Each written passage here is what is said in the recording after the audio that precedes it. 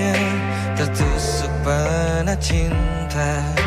Apalagi ku juga ada pemiliknya, tapi ku tak mampu membohongi hati nurani.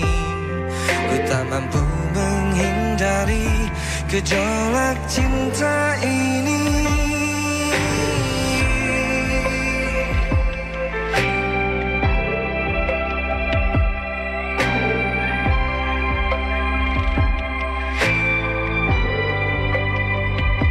Hati nan lara yang dirundung asmara, hilanglah selera, hilanglah segala rasa.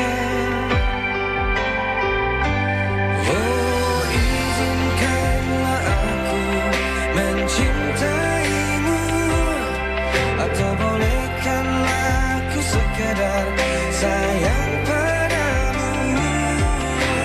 Maafkan jika ku mencintaimu, lalu biarkan ku berharap kau sayang padaku.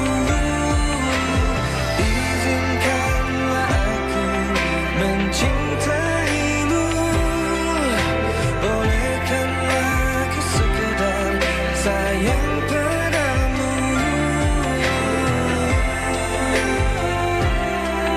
Mencintaimu.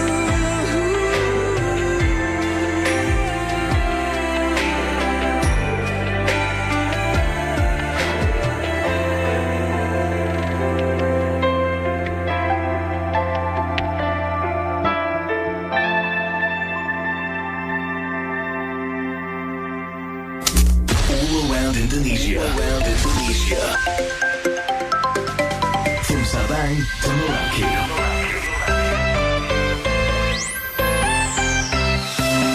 Groundhog FM. Suara kreativitas.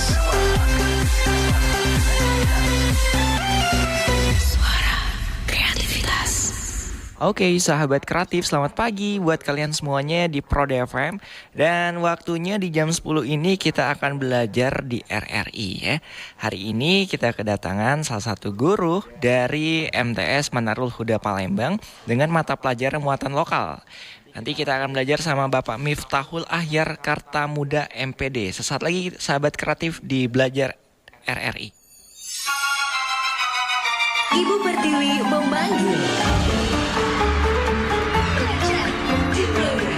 Belajar di Pro 2 RRI.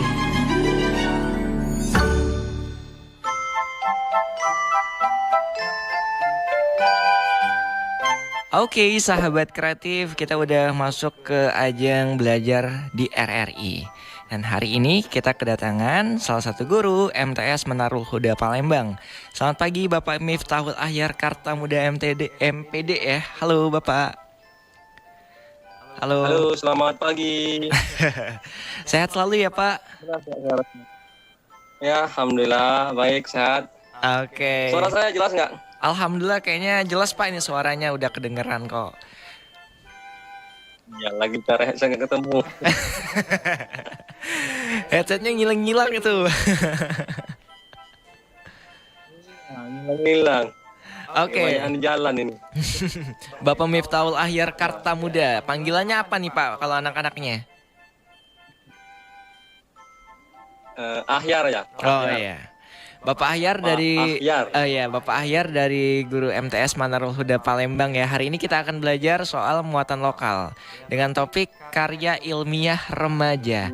Nih Pak, yang teman-teman yang udah mulai gabung di YouTube, nanti kita juga bakal tanya-tanya juga sama Bapak seputar yang bakal ditanyain lewat YouTube Pro 2 Palembang. Sama juga nanti akan ada di WhatsApp Pro 2 di 0857 25 kali 916. Sama juga nanti akan ada di Instagram. Nah, nanti juga akan banyak banget yang nanya-nanya. Oke, silakan Bapak Ahyar untuk menjelaskan muatan lokal dengan topik karya ilmiah remaja, Pak. Silakan, Pak. Baik, terima kasih. Assalamualaikum warahmatullahi wabarakatuh. Terima kasih pada rekan-rekan dari RRI Palembang. Ini kesempatan yang luar biasa bagi kita semua. Mudah-mudahan bisa menambah ilmu. Bismillahirrahmanirrahim. Alhamdulillahirabbil alamin. Allahumma shalli wa sallim ala sayyidina Muhammadin wa ala ali sayyidina Muhammad. Rekan-rekan mendengar yang saya hormati, anak-anak dimanapun berada, anak didik saya yang tercinta, MTS Manarul Huda Palembang, dan juga anak-anak dari ini ada juga nih dari Forum Generasi Z se-Sumatera Selatan yang insya Allah juga bersama kita, mungkin via YouTube. Dalam kesempatan ini kita akan belajar, walaupun waktunya tidak begitu panjang, tentang karya ilmiah remaja. Ya. Mengapa karya ilmiah remaja? Mengapa harus dimulai dari remaja? Karena karya ilmiah itu akan lebih maksimal, akan lebih membuahkan hasil apabila dimulai dari remaja. Apa itu karya ilmiah? Saya rasa sudah banyak yang tahu ya. Anak-anak juga harusnya sudah tahu nih. Kalau sudah pernah ditugaskan dibikin clipping, bikin makalah, itu sudah karya ilmiah sebetulnya. Nah ini kita lebih dari sekedar itu. Kita benar-benar menghasilkan sebuah karya melalui penelitian, penulisan. Baik, dalam kesempatan ini kita akan coba uraikan one by one, satu persatu tentang karya ilmiah remaja ini.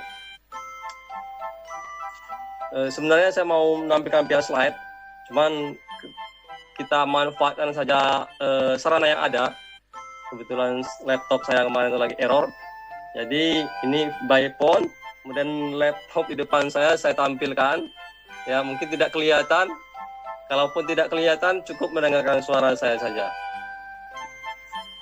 Baik, yang pertama perlu saya sampaikan, ini arahnya nanti ke penulisan, ya. Ke penulisan. Saya adalah salah seorang penulis dari Sumatera Selatan yang alhamdulillah selalu diterima di penerbit Gramedia Indonesia. Jadi buku-buku saya itu ada di Gramedia. Makanya dalam kesempatan ini juga saya ingin berbagi kepada anak-anak sekalian dan pendengar RRI Palembang dimanapun berada. Yang pertama kuncinya itu niat. Ya memang segala sesuatu itu tentunya harus berawal dari niat ataupun kemauan yang kuat untuk berkarya dan berbagi, seperti itu. Dan motivasi yang ada di dalam diri kita itu harus kuat. Kalau tidak kuat, ngapain kita ini bikin karya ilmiah, bikin pusing, kan tidak akan tercapai. Nah, anak diri saya dimanapun berada, saya berharap nanti paling tidak dalam 1 tahun itu ada 1 karya ilmiah yang dihasilkan. Inilah kontribusi kita, inilah cara kita untuk berkarya, berbuat untuk orang banyak, yang tentunya juga bisa juga membantu pemerintah seperti itu. Kemudian, nah kita juga dengan pengetahuan yang ada akan semakin bertambah dengan adanya menulis karya ilmiah ini, karya ilmiah remaja ini, seperti itu. Kemudian lagi tentunya harus punya kemampuan juga. Nah, kemampuan inilah makanya kita perlu adanya kegiatan seperti ini. Rajin-rajin dengerin RRI Palembang, seperti itu. Membaca dan lain sebagainya. Baik, saya lanjutkan. Anak-anak serta didik dimanapun berada. Ini buku nggak bisa terlihat ya. Nah,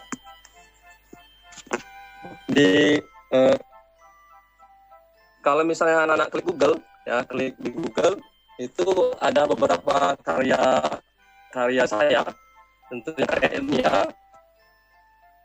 Di antara ini yang lagi booming sekarang dan yang benar-benar saya tujukan untuk remaja. Buku ini untuk remaja, judulnya The Golden Character, untuk SMP, MTS, SMA, dan setingkatnya itu. Nah, bagaimana bisa nulis buku seperti ini? Ini kan karya Itulah yang ingin saya bagikan kepada anak-anak sekalian. Itu. Baik, ya. Pertama, silakan anak-anak kalau bawa siapkan pena, buku, dicatat ya. Ataupun orang tua yang mendampingi juga boleh dicatat dampingi anaknya. Pertama, saya akan jelaskan apa itu KTI, karya tulis ilmiah ya. Kita lebih fokus pada karya tulis ilmiah terlebih dahulu. Nah, KTI itu karya yang dibuat berdasarkan prosedur ilmiah. Artinya ada prosedurnya, ada tahapan-tahapan yang harus dilalui seperti itu. Kemudian KTI itu juga hasil dari prosedur ilmiah tadi, kegiatan ilmiah. Nah itu, apa itu kegiatan ilmiah nanti akan kita bahas satu persatu. Kemudian yang ketiga, menggunakan prinsip-prinsip ilmiah dengan melakukan penelitian seperti itu, penulisan, dan ada metodologinya. Nah ilmu metodologi seperti ini menurut Bapak, menurut saya akan lebih baik diajarkan lebih awal pada usia remaja, terutama usia SMP dan juga SMA, sehingga pada saat kuliah nanti dia sudah terbiasa dengan karya-karya ilmiah, tidak perlu mengulang dari awal lagi, sudah terbiasa dengan mendengar karya ilmiah, sudah terbiasa dengan prosedural, sudah terbiasa dengan penelitian, sudah terbiasa mendengar kata-kata metodologi seperti itu. Itu harapan saya seperti itu. Makanya dalam kesempatan ini kita akan belajar tentang ini seperti itu maksud saya. Lanjut ya. Nah, dalam penulisan karya ilmiah, adik-adik pendengar di mana berada, pertama tentu adanya apa itu namanya rumusan ya, rumusan sebuah masalah. Dan supaya lebih fokus masalahnya adanya perlu dibatasi seperti itu. Kemudian lagi metodologinya nanti harus betul-betul dipelajari dan secara tatap muka, secara langsung metodologinya seperti apa seperti itu. Kemudian lagi, nah yang tidak kalah pentingnya adalah penulisan bahasa, kayak bahasa sesuai dengan EYD, ejaan yang disempurnakan. Huruf besar, huruf kecil, seperti itu. Huruf kapital, itu. Adik sekalian, saya lanjutkan dulu ya. Kemudian lanjut, macam-macam karya ilmiah. Nah, adik-adik yang mungkin masih asing mendengar kata-kata karya ilmiah, macam-macam karya ilmiah. Satu, ya, hasil penelitian. Hasil penelitian itu bisa berupa berbentuk makalah ya, itu. Kemudian lagi artikel. Artikel itu adik-adik bisa menghasilkan uang. Iya, kalau dikirim ke mana, misalnya penerbit apa, misalnya kan bisa. Kemudian lagi jurnal, buku pelajaran, diktat, modul, dan lain sebagainya. Termasuk juga clipping itu bisa juga masuk dalam karya ilmiah. Itu ya, banyak sekali ya manfaatnya kalau kita belajar tentang ini. Apalagi pada usia remaja sudah belajar tentang karya ilmiah ini, maka insya Allah otomatis ilmunya, kesiapan untuk di masa depannya itu jauh lebih siap. Dan peluang untuk sukses itu jauh lebih besar. Baik, saya lanjutkan ya. Pertama, ini ya, yang paling sering, yang tentunya sudah terbiasa pada usia SMP ya, ataupun juga usia SMA, yaitu membuat makalah. Makalah itu merupakan kegiatan dari kegiatan akademik terstruktur. Makalah itu kegiatan akademik yang terstruktur, disusun secara ilmiah. Kemudian lagi penyajiannya itu lebih bersifat pada deskriptif. Apa itu deskriptif? Deskriptif itu diuraikan. Diuraikan seperti itu. Bukan kuantitatif, bukan angka-angka. itu kebanyakan makalah. Kalau makalah yang terangkan jarang ya. Misalnya ada hitung-hitung statistik di makalahnya seperti itu, banyak deskriptif. Nah, makalah ini tentunya sudah terbiasa pada usia remaja, kayak ada karya ilmiah remaja tadi. Lanjut ya. Kemudian laporan penelitian. Nah, anak-anak ya kalau tergabung dalam karya ilmiah remaja itu bisa ditugaskan oleh gurunya ataupun instrukturnya untuk membuat penelitian. Nah, penelitian itu nanti dibawa sebuah laporan. Laporan itulah yang menjadi sebuah karya ilmiah itu. Baik, ini kalau slide-nya bisa tampilkan saja. Pertama, saya lanjutkan ya. Ini ada kriteria karya ilmiah. Pertama itu bukan aspal. Apa itu aspal? Asli tapi palsu. Alias jiplakan. Ini bahaya nih. Kalau aspal, kalau misalnya ada adik bikin karya apa, misalnya bikin tugas, copy paste saja. Nah itu bisa plagiat tuh, bisa kena undang-undang. Ya. Makanya yang namanya karya ilmiah tidak aspal. Kalau kata-kata orang kita tulis di buku, ikutif, dituliskan sumbernya siapa, seperti itu. Kemudian lagi, masalah yang diangkat itu harus bermanfaat. Bukan bermanfaat untuk diri kita sendiri saja, tapi bermanfaat untuk orang banyak. Itu. Jadi, kalau kita membuat karya ilmiah, maka harus dipikirkan manfaatnya untuk orang banyak itu apa, seperti itu. Kemudian lagi bentuk, isi dan prosedurnya itu sesuai dengan kaidah-kaidah ilmiah. Kemudian lagi konsisten, ya, konsisten dalam artian sesuai dengan kitanya. Ada adik misalnya hobi bertanaman. Nah, buatlah karya yang berhubungan dengan hobi kita tadi, tanaman, misalnya tanaman pisang. Oh, pisang ini berbuahnya di atas, kenapa nggak berbuah di akar? Kalau berbuah di akar namanya ubi. Ya, itu diteliti itu jadikan sebuah karya ilmiah remaja tadi. Itu di antaranya. Daun pisang itu mengapa panjang-panjang? Kenapa nggak bulat? Nah, kalau bulat itu namanya apa ya? Ya itu maksud saya. Penyajian topik ya, saya lanjutkan ya. Penyajian topik, pemilihan topik yang diberikan. Ya, jadi dari sekian banyak masalah-masalahnya yang mau diangkat, dimunculkan satu topik besar, satu tema, sehingga dari tema itu turunan dari tema itu menjadi sebuah karya ilmiah tadi.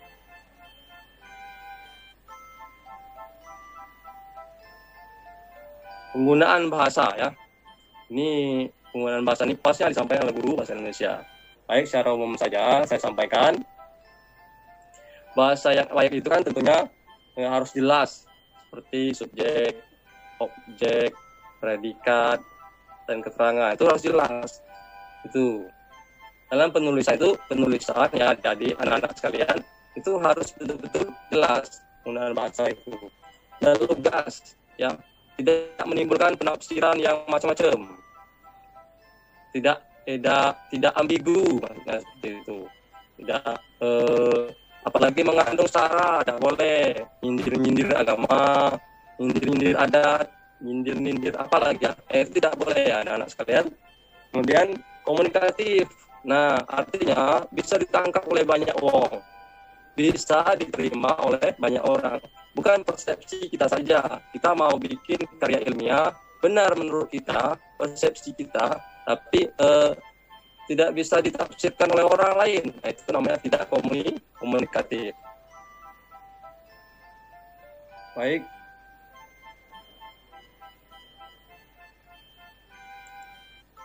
Ya, lanjut ya. Kemudian lagi masuk akal ya. Kalau bikin karya ilmiah tidak masuk akal, itu masuk kantong kali ya. Kalau bikin karya ilmiah itu harus masuk akal, artinya logis, terukur. Kalau tidak masuk akal ya bukan karya ilmiah namanya. Karya apa ya? Itu. Nah, kalau bikin karya itu harus yang masuk akal, terukur. Itu. Kata penghubung. Nah, kata penghubung, kalau penulisan ya, kata penghubung dari paragraf ke paragraf itu harus pas. Misalnya jika, ketika, karena, dan lain sebagainya. Sebaliknya, oleh karena itu, nah penggunaan kata-kata itu harus tepat dengan kalimat sebelumnya, dengan kalimat berikutnya. Baik, nanti mungkin nanti saya juga mau kasih penugasan ya. Bisa dikirim ke saya ke email.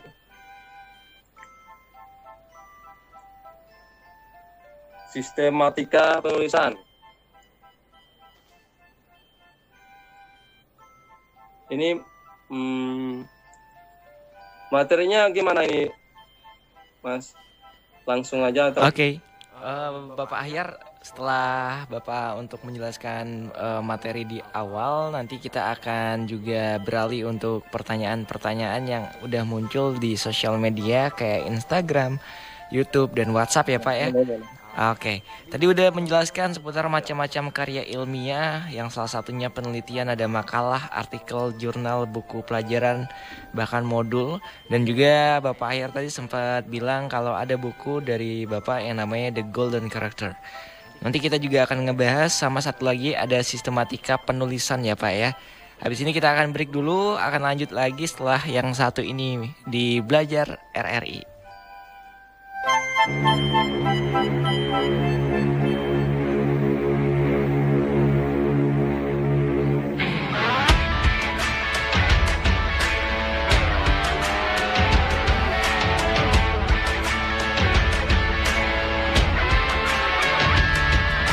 Hey, waspada corona, cuci tanganlah setiap hari.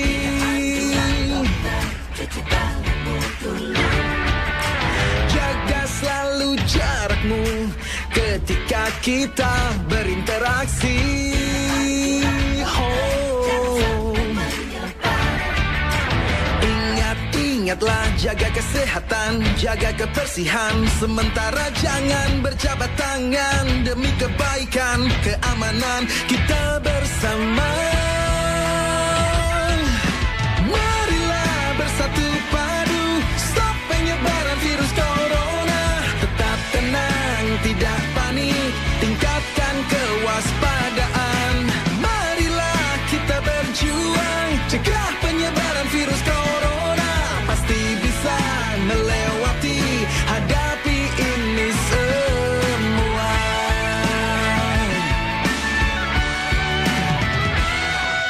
Jangan kau sebar berita hoax yang tak jelas.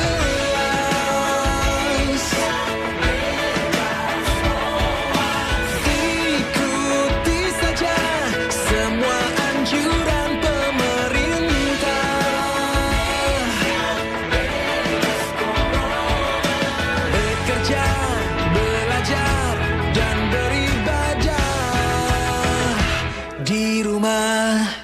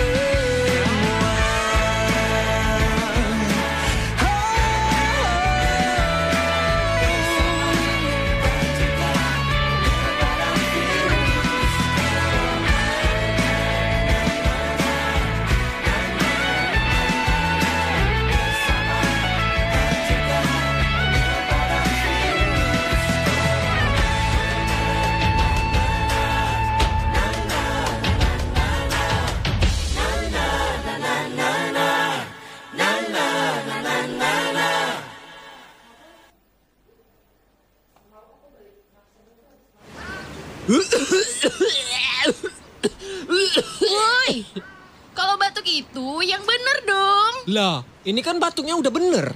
Masa hi. Bukan gitu. Maksudnya etika. Walaupun batuk itu ada etikanya. Jadi, kalau kamu batuk, pakai masker. Nah, kalau nggak ada masker, kayak gini nih. Tutup mulut dan hidung menggunakan lengan atas bagian dalam. Atau nih, tisu. Tutup mulut dan hidung kamu pakai tisu kalau lagi batuk. Nah, kalau udah habis digunakan, tisunya jangan dibuang sembarangan. Buang tisunya di tempat sampah. Tapi ada yang lebih penting lagi nih. Setelah batuk, agar kita terhindar dari penyebaran kuman, virus, dan bakteri, cucilah tangan dengan menggunakan sabun dan air yang mengalir kurang lebih selama 20 detik. Paham kan?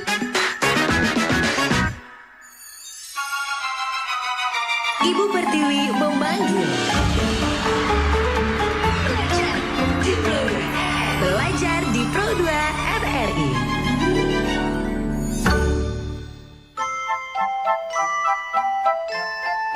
RRI Palembang, suara kreativitas, belajar di RRI barengan Ragil dan juga sama Bapak Miftahul Ahyar Kertamuda MPD selaku guru MTS Manarul Huda Palembang dengan mata pelajaran muatan lokal dengan topik karya ilmiah remaja.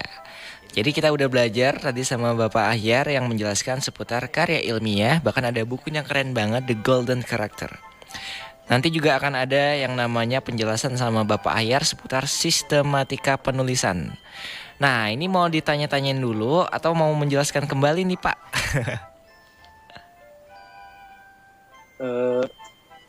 Lanjut dulu kan ya. Oke.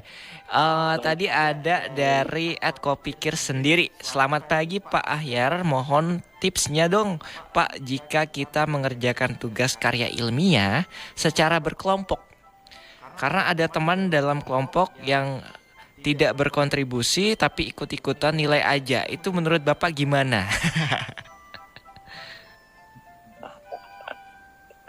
Ini langsung jawab ya. Ya, nggak apa-apa Pak. Langsung aja satu-satu.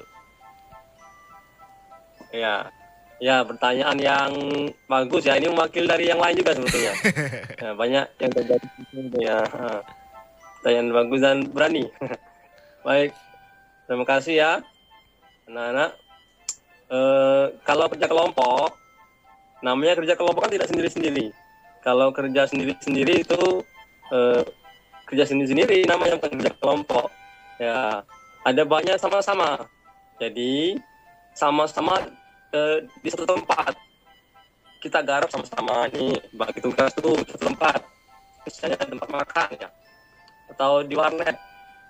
Nah, itu ada yang bagian pendahuluannya, ada yang bagian sup-supnya, ada yang bagian ngambil kesimpulannya, dan ada juga yang bagian traktirnya itu, ya Rena.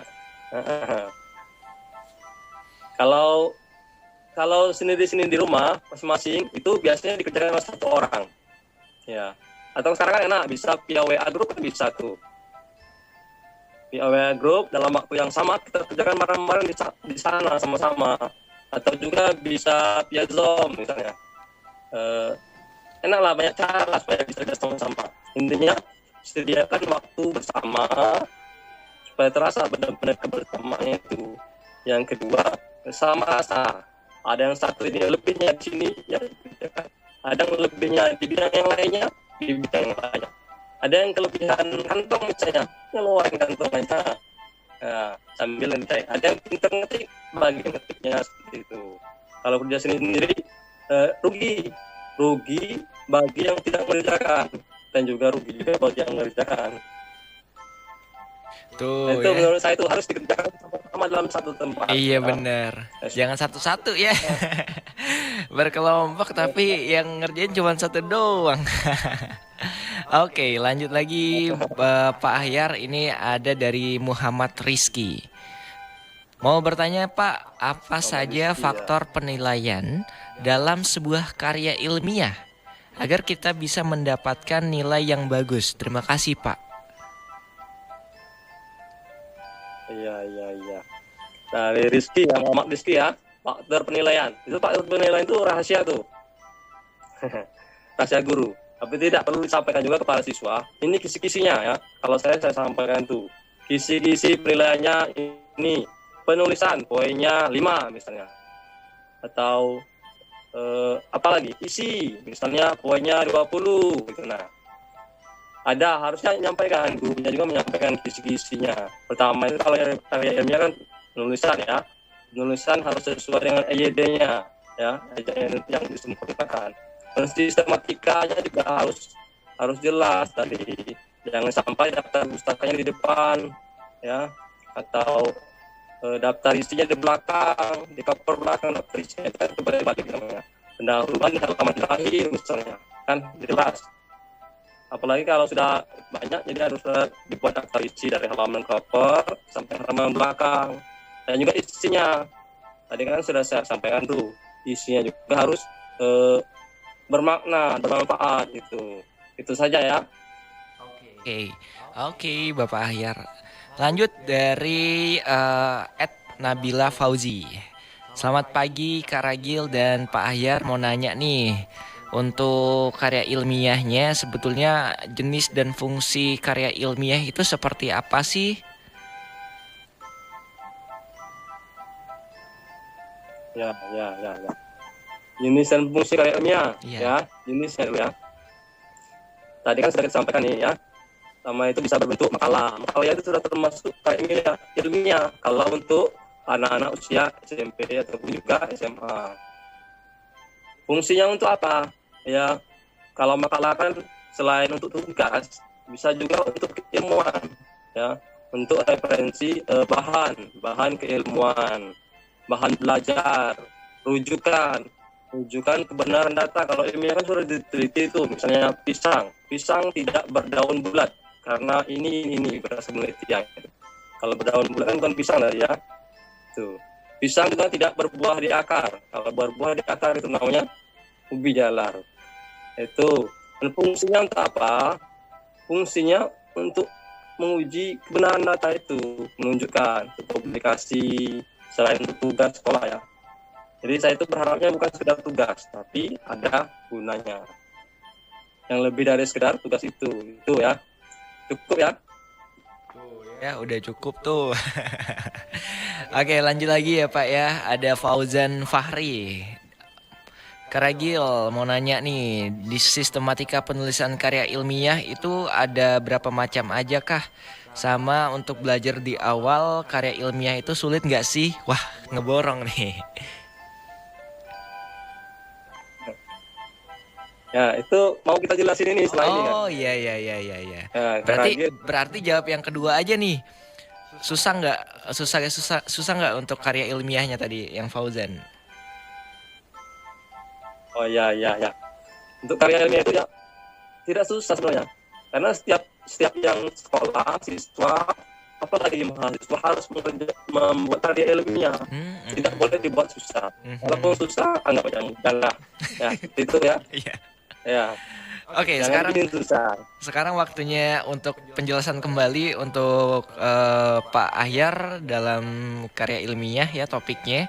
Dengan untuk part kedua ini ada sistematika penulisan. Nah, pas banget Fauzan Fahri yang mau nanya. Ini sekarang kita akan dijelaskan kembali sama Pak Ahyar ya, sistematika penulisan. Silakan Pak. Ya, terima kasih Kak Ragil ya. Lanjut ya. Sistematika penulisan. Pertama, sebuah karya ilmiah itu ya, bagian-bagiannya itu terdiri dari kata pengantar, karya tulis, ini terutama karya tulis ilmiah, pendahuluan, isi, penutup, dan daftar pustaka. Itu ya, bagian-bagiannya, kata pengantar, kemudian ada juga daftar isi, dan ada pendahuluan, ada isinya, pembahasan isinya, penutup, dan juga daftar pustaka. Nah itu, ketika semua itu sudah lengkap, maka sudah bisa lah itu dikatakan sebuah karya ilmiah, entah itu makalah, modul, apalagi ya. Kalau sudah kuliah nanti ada skripsi, dan tesis, disertasi, dan lain sebagainya, termasuk juga buku ya. Kemudian, nah Ini ada tipsnya nih, ya, ada tipsnya. Kalau sudah lebih dari 15 halaman, sebaiknya dibuat daftar isi. Kalau sudah ratusan halaman tanpa daftar isi, bingung tuh. Bagaimana mau lihatnya kan? Makanya kalau sudah lebih dari 15 halaman, dibuat daftar isi halaman pendahuluan halaman 1 misalnya, pembahasan halaman 10 misalnya, penutup halaman 15 seperti itu ya.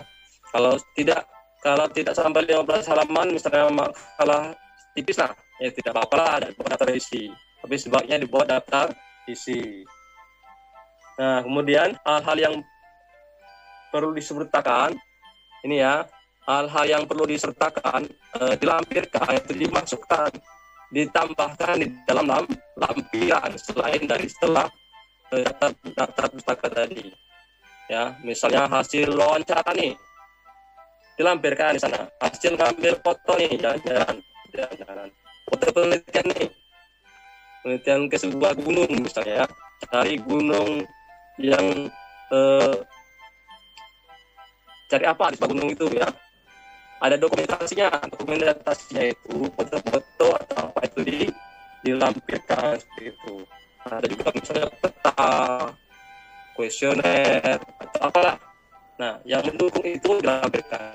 Saya ulang lagi ya. Pertama, sistematikanya bagian-bagian terdiri dari mulai dari kalau penulisan itu ada koper-kopernya ya. Kata pengantar, daftar isi, pendahuluan, isi pembahasan, penutup, data pustaka. Kemudian lagi di terakhirnya dilampirkan itu lampiran itu dimasukkan, disisipkan di bagian lampiran data pendukung. Itu yang sistematika ya. Kemudian saya juga ingin menjelaskan judul ya.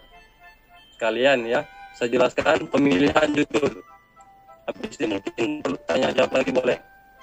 Judul ya. Kriteria menulis judul yang pas.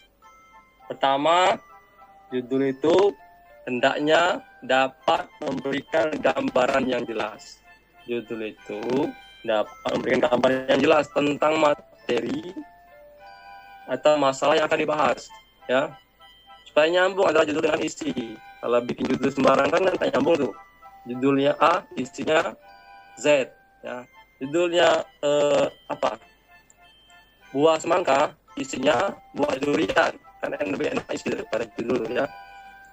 Jadi harus sinkron, harus sesuai antara judul dengan isi, menggambarkan seluruh isinya. Itu maksudnya judulnya itu. Yang kedua, menarik ya. Judul itu tidak perlu panjang. Kalau makalah penelitian itu cukup 2 baris saja. Menarik. Sekali baca langsung menarik. Tentunya buku saya itu kan isinya sebetulnya isi buku yang saya tulis itu The Golden Character judulnya itu isinya pendidikan agama Islam mestinya sebetulnya. Motivasi pendidikan agama Islam. Supaya menarik, saya tulis The Golden Character. Sekali kirim langsung diterima oleh penerbit. Itu ya. Menarik. Kemudian pada umumnya judul itu dipikirkan nanti ya. Setelah dibuat dulu masalah dulu ya. Dan dibuat uraian, penelitian, nah terakhir baru menentukan judul. Itu seperti itu. Memang dari awal konsep judul, tapi terakhirnya judul fit terakhirnya itu dari isi seluruhnya itu seperti itu ya. Lanjut ya. Saya lanjut ke kata pengantar. Nah ya, silakan dicatat nih apa saja yang dibuat dalam kata pengantar. Yang pertama, kata pengantar yang baik itu pertama ada ungkapan rasa syukur ya, pada Tuhan yang Maha Esa. Itu menurut Pancasila loh. Pancasila sila pertama, ketuhanan yang Maha Esa. Rasa syukur. Yang kedua, penjelasan mengenai tugas pembuatan itu. Buat makalah apa misalnya dijelaskan. Kemudian pelaksanaan pembuatnya kapan gitu kan. Ini saya jelaskan kata pengantar ya. Dan informasi tentang pembimbing gitu. Dan pernyataan keterbukaan untuk menerima saran dan masukan kritik Nah itu ya perlu dimasukkan juga dalam daftar kata pengantar. Kemudian juga identitas kita, penyebutan identitas, membuat karya itu dan nama lengkap. Misalnya Palembang, tanggal dan tulis namanya, gitu ya. Saya ulang ya, kata pengantar yang pertama itu ada rasa syukur ya. Pada siapa? Pada Tuhan Yang Maha Esa. Kemudian artinya penjelasan tentang isi dari karya itu sendiri. Kemudian lagi ada ucapan terima kasih pada pembimbing, pada guru, pada siapapun yang membantu karya itu. Kemudian lagi ada keterbukaan, ada bahwasanya saya dengan segala keterbatasan menerima saran dan kritik dari siapapun untuk perbaikan karya itu sendiri. Kemudian lagi tambah identitas penulisnya. Kalau daftar isi menggambarkan isinya ya. Daftar isi menggambarkan isi dari yang ada di dalam karya itu sendiri. Pendahuluan. Nah ya, perlu dicatat juga ini.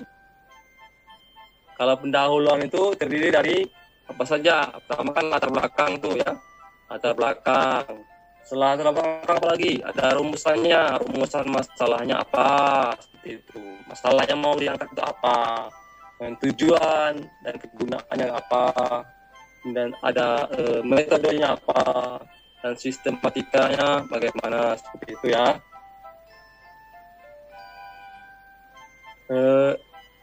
Saya rasa itu dulu ya. Oke. Ragil, silakan kalau dia mau bertanya lagi. Nah, ini nih, tadi udah dijelaskan sama Bapak Ahyar seputar sistematika karya ilmiah. Tuh, udah panjang banget ya. Sekarang waktunya untuk membacain dulu yang ada di sosial media, salah satunya di YouTube dulu ya Bapak ya. Selamat pagi, ini gimana caranya, oh ya maaf, ini dari Aisyah Fatiyah. Gimana caranya karya ilmiah kita nggak dijiplak orang? Kan menyakitkan banget ketika kita sudah susah payah bikin karya ilmiah, tapi orang malah enak-enakan copy paste karya dari kita. Itu gimana ya Pak? Iya. Memang menyakitkan. Yang lebih menyakitkan lagi kalau kita ngopi punya orang. Gitu ya. Nah, memang itulah risiko ya. Di zaman yang begitu canggih pada saat ini sangat mudah copy paste, mudah sekali. Mau cari apa saja di Google, tinggal ketik di copy paste sudah jadi karya. Nah, supaya tidak di copy orang, saya lihat tuh kalau di blog-blog ya ada kode-kode pada saat kita ngeblog punya tulisan orang itu muncul juga ini ya kutipannya tidak bisa di copy ya. Itu sama publikasinya kita harus tidak sembarangan. Kalau mau karya kita itu orisinil, tidak di-copy orang. Publikasinya tidak sembarangan. Kirim kemana? Ke tempat yang terpercaya. Ya. Kemudian lagi kalau tugas guru ya ke guru itu. Ya, bisa-bisa kita itulah menjaganya bagaimana. Oke. Dan kita juga kalau teman satu kelas itu kita tahu sendiri lah mana tulisan kita, mana tulisan teman kan, seperti itu. Oke. Terasa itu ya.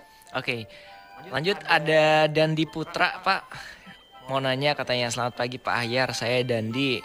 Bagaimana mencari referensi yang bagus untuk membuat karya ilmiah? Ya.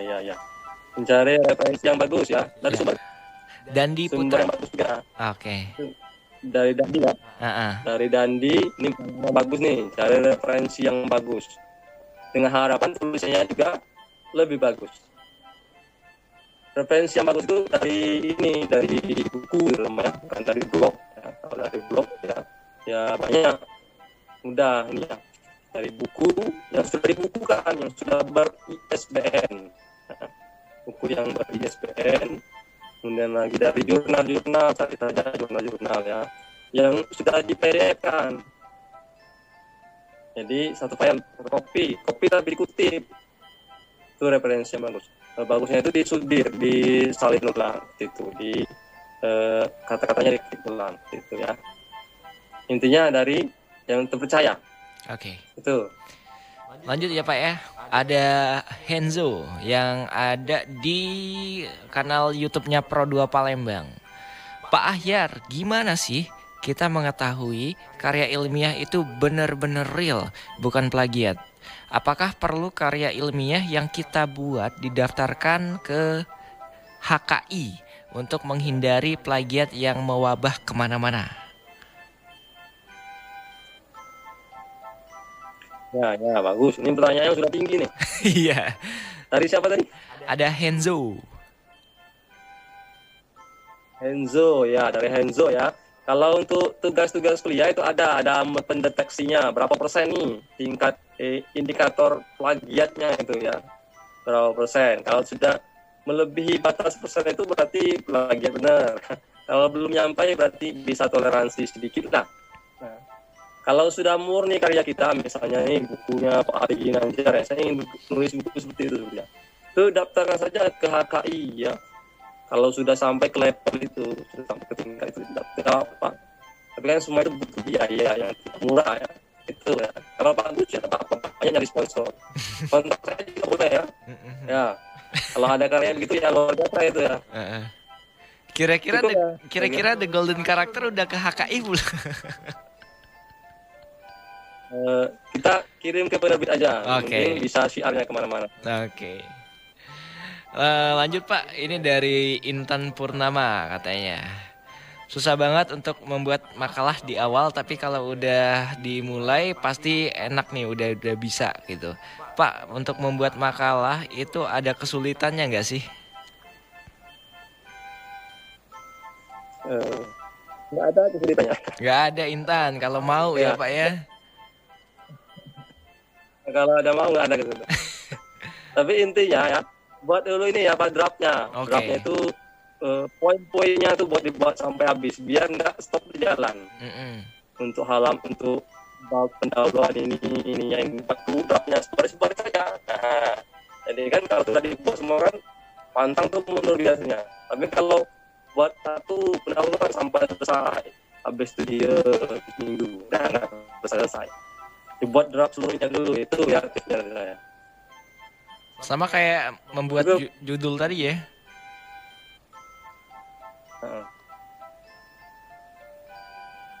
Oke. Tadi udah ada yang nanya juga dari beberapa sosial media, ada WhatsApp, ada juga YouTube gitu ya. Nah, di akhir dari belajar di RRI Pro2 Palembang hari ini seputar karya ilmiah sama Bapak Ahyar, apakah yang pengen disampaikan kembali Pak seputar karya ilmiah, atau teman-teman yang baru ikutan join atau gabung yang sekali lewat kayaknya wah ini gimana nih, saya udah lewat nih, kira-kira ada tips and tricks atau cara untuk menumbuhkan dari karya ilmiah di awal, atau juga kayak kesulitan di awal juga apa yang bakal dikasih tahu seputar karya ilmiah ini Pak? Ya, pertama saya inginkan itu karya ilmiah itu sudah membuming dari remaja. Mengapa? Karena ini kita itu kalah dari orang-orang di luar, dari barat ya terutama ya. Kalahnya kan kita di situ. Coba, padahal kan kita ini kan sama saja dengan mereka. Nah, karena kita ini kurang berani ataupun kurang maulah melakukan penelitian, penulisan, publikasi. Nah itu, saya berharap ya adik-adik itu punya semangat berbagi ya. Kalau mau menulis karya ilmiah untuk diri kita sendiri ya sudah, itu sulit, tidak akan tercapai. Tapi semangat berbaginya itu, dengan semangat berbagi itu maka kita tidak pikirkan ini modalnya berapa, ini buatnya berapa lama, untuk sayanya dapat berapa, kan gitu ya. Selain tugas guru kan, ini cuma tugas guru di sekolah saja, buat apa adanya saja, tidak ada semangat berbaginya. Itu yang masalahnya di situ ya. Jadi semangat berbagi. Ketika ada semangat berbagi melalui karya ilmiah ini, maka secara otomatis akan jalan sendiri tuh, ya akan berhasil, yakin sukses itu ya. Kemudian tahapan-tahapan membuat karya ilmiah tadi, sistematikanya tadi, itu banyak yang mudah dicari itu di Google, di mana. Yang penting itu semangatnya dulu, semangat berbaginya itu. Itu ya. Kak Ragil. Oke, pokoknya semangat ditampilkan di awal sampai akhirnya kita juga kalau mau bener-bener bikin karya ilmiah itu tadi nggak ada yang sulit kalau belajar, apalagi di awal tumbuh kembangkan yang utama ya Pak ya. Sama tadi saya juga menangkap Pak yang sistematika penulisan perlu dicatat juga untuk sahabat kreatif yang ikutan atau baru join ya, karena kata Pak Ayar tadi ada beberapa poin, yaitu kata pengantar, pendahuluan yang harus dibikin, daftar isi, terus juga ada isi, pembahasan, penutup, dan daftar pustaka. Lebih dari 15 lembar itu harus dibikin yang namanya daftar isi, biar nggak puyeng ya kalau ngeliat-ngeliatnya puter balik kayak gitu ya Pak Ayar ya. Sama ada tips dari Pak Ahyar juga tadi katanya kalau mau mencari referensi judul itu bikinlah yang namanya daftar isi dan segala macam dulu sampai akhirnya menemukan judul. Ini bagus banget Pak tipsnya. Ada satu tips, dua tips lagi.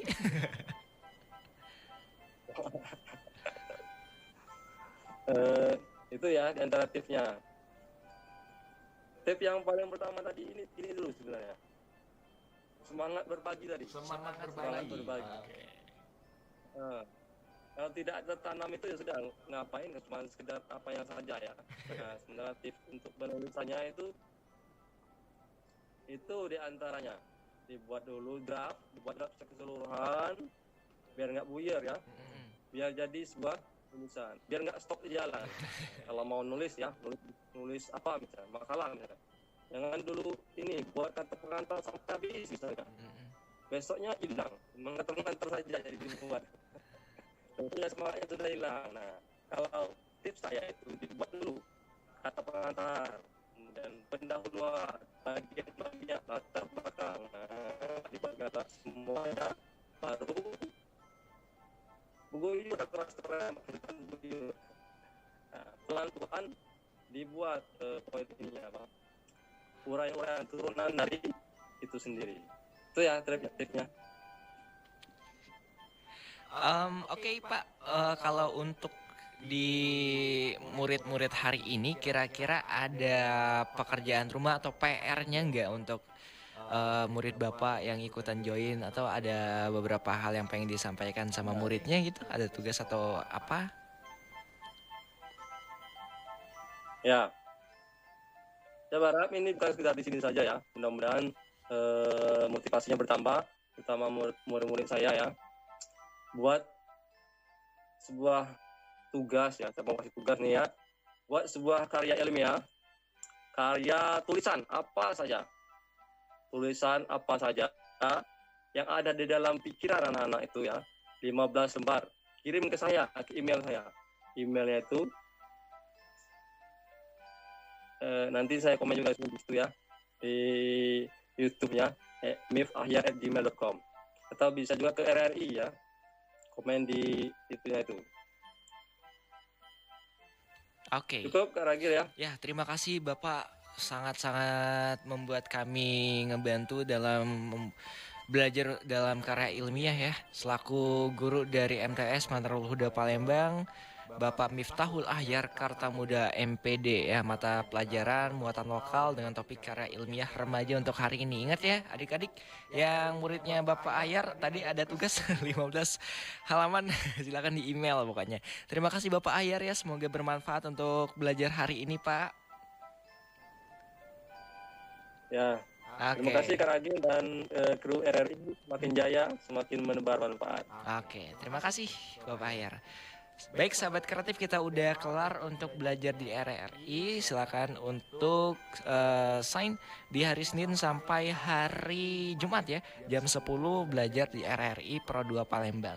Ragil hari pamit, nanti kita akan sambung lagi di Pro 2 Populer jam 11 ini maksudnya ya. Bye bye. Indonesia,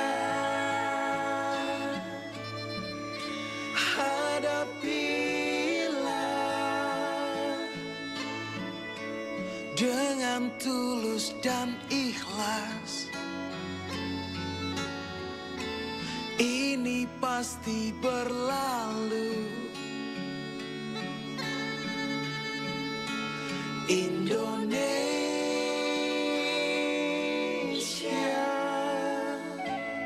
wujud apresiasi kami kepada dokter, juru rawat, relawan, TNI, Polri, dan semua pejuang kemanusiaan di garda terdepan hadapi pandemi COVID-19. Kalian adalah pahlawan sejati.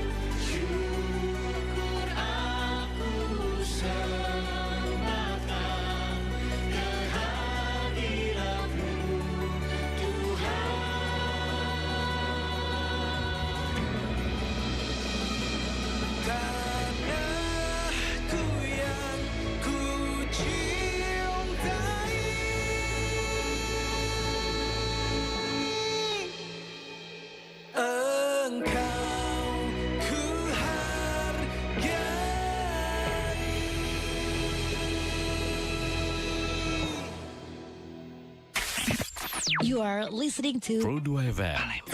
Hey there, Charlie Puth here. I'm Christina Aguilera. Kami dari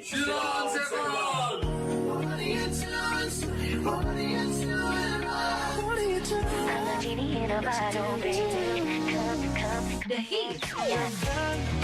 Pejamkan tanganku, itu yang ku harap ada padaku.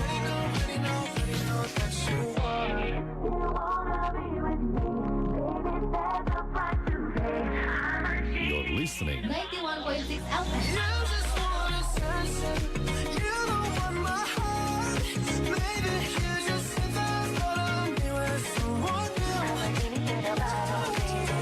the best music in this channel. Pro 2 FM. Oke, sahabat kreatif, balik lagi barengan Ragil untuk siang